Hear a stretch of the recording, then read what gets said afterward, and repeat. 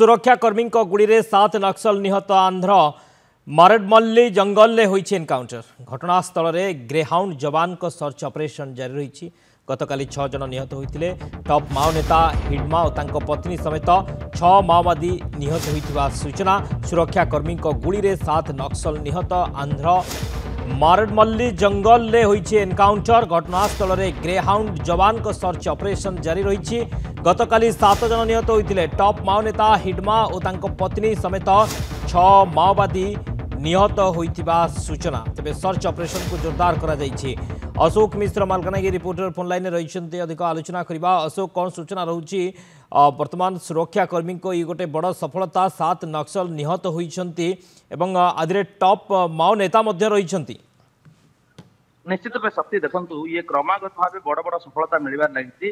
जो प्रकार greyhound force जो प्रकार आंध्र ग्रेहाउंड फोर्स को गोटे दुर्दांत फोर्स बोली कहा जाए एवं से घंच जंगल मध्य बड़ बड़ सफलता पाइबार से बड़ इतिहास रही।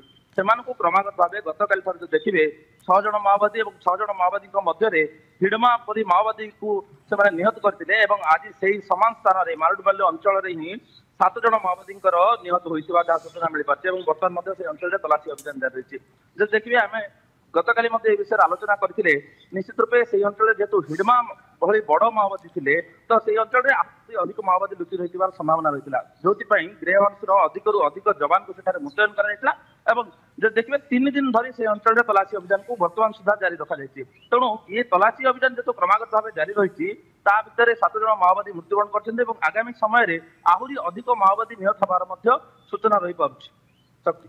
अशोक एबे भी जोरदार ऑपरेशन चली सर्च ऑपरेशन चली निहत रूपे बर्तमान अधिक अधिक जवान सेटा को पहुंचती से अंचल को बर्तमान सील कर दि जाए। बर्तमान से अंचल तलाशी अभियान जारी रही जेहेतु हिडमा थिला से अंचल लुचिकी तेणु हिडमार प्राय सिक्यूरीटी गार्ड ही से अंचल प्राय 30 ରୁ 40 जन रही अनुमान करा। तेणु से अंचल बर्तमान सर्च ऑपरेशन जारी रही। आगामी समय आहरी गुली विनिमय हबार संभावना रही जेहेतु से अंचल मालकानगिरी जिलार सीमावर्ती अंचल मालकानगिरी जिला अल्प दूर रही दृष्टि रखी मालकानगिरी बॉर्डर को सील कर मालकानगिरी डीबीएफ जवान मैंने तलाशी अभियान जारी रखते। ओके बहुत बहुत धन्यवाद अशोक समस्त सूचना।